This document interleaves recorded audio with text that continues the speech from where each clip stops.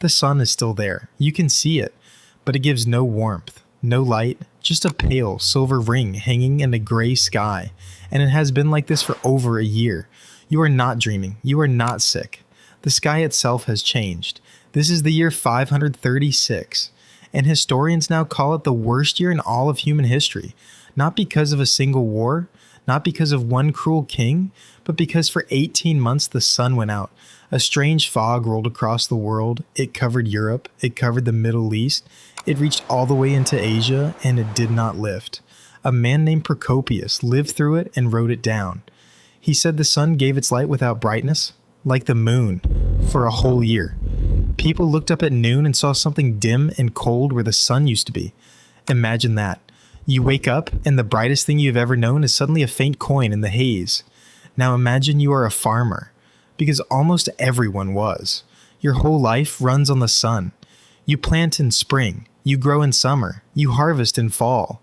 That rhythm is thousands of years old, and your family has never once questioned it. But this year, summer never comes.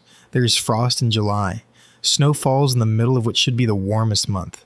The temperature across the northern hemisphere drops by several degrees, and a few degrees is all it takes. Your crops come up weak, then yellow, then die in the coal soil. And here's the terrifying part. You have no idea why. You don't know about volcanoes. You don't know about the atmosphere. You only know that the sky has turned against you and that the food is running out. So you ration. You eat less. Then you eat the seed grain you were supposed to plant next year, because next year feels impossible to imagine when you are starving tonight. When the grain is gone, you eat what you swore you never would. You boil leather. You strip the soft inner bark from trees and grind it into a kind of bread. You watch the old and the very young grow thin first, and you learn the specific, hollow silence of a village that has stopped having enough. Famine spreads across continents. In Ireland, the records simply call it a failure of bread. In China, ancient histories describe yellow dust raining down from the sky and summer snow killing the harvest. In Scandinavia, so many farms were abandoned that you can still see it in the ground today. Whole regions slide into hunger at the same time on opposite sides of the planet, and none of them know the others are suffering too. The people of the far north remembered it in a way that lasted for centuries.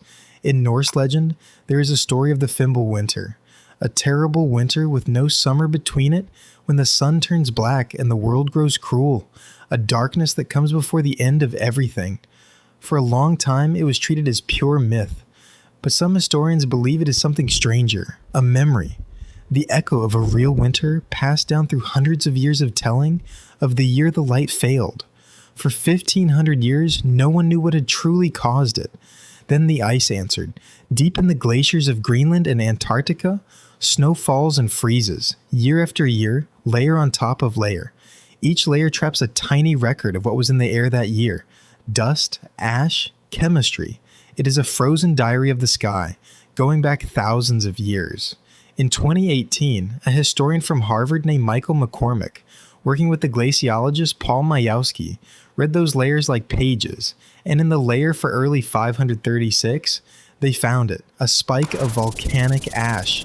A massive eruption, likely in Iceland, had blasted so much ash and sulfur into the sky that it formed a veil across the entire northern hemisphere. That veil is what dimmed your sun. That is the fog Procopius saw.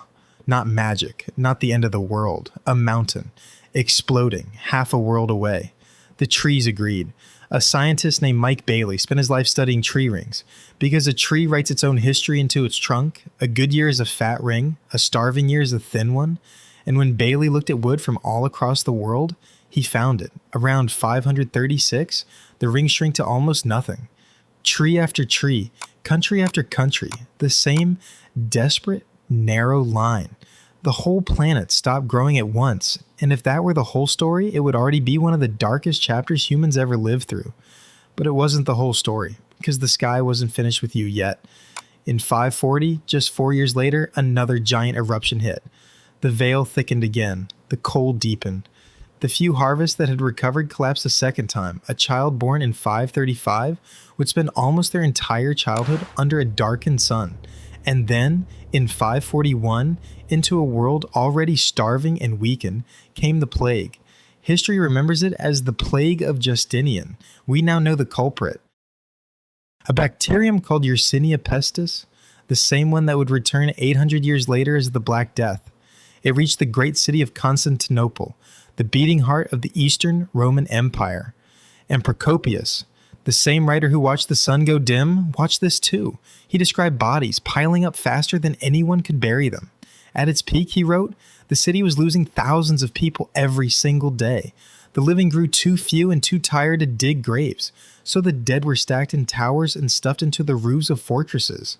By some estimates, the plague killed a third of the people it touched, maybe more.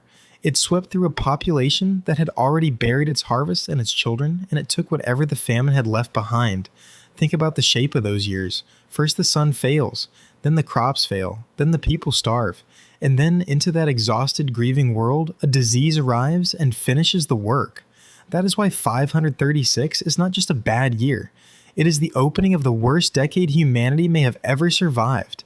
And yet, here's the part that should stay with you. It survived. The fog finally thinned.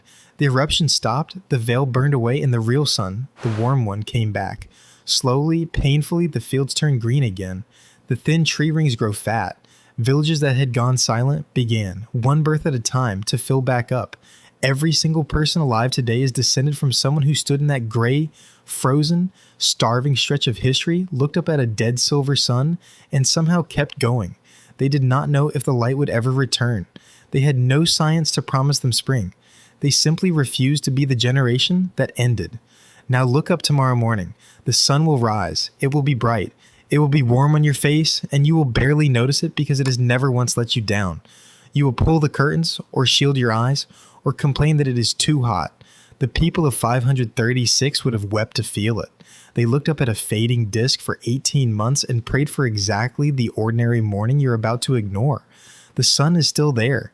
You can see it, and tomorrow it will still give you its warmth. The only difference between you and them is that you have never once had to wonder if it would. If you enjoyed this video, then subscribe and check out some more videos that explain history in ways you've never thought about before.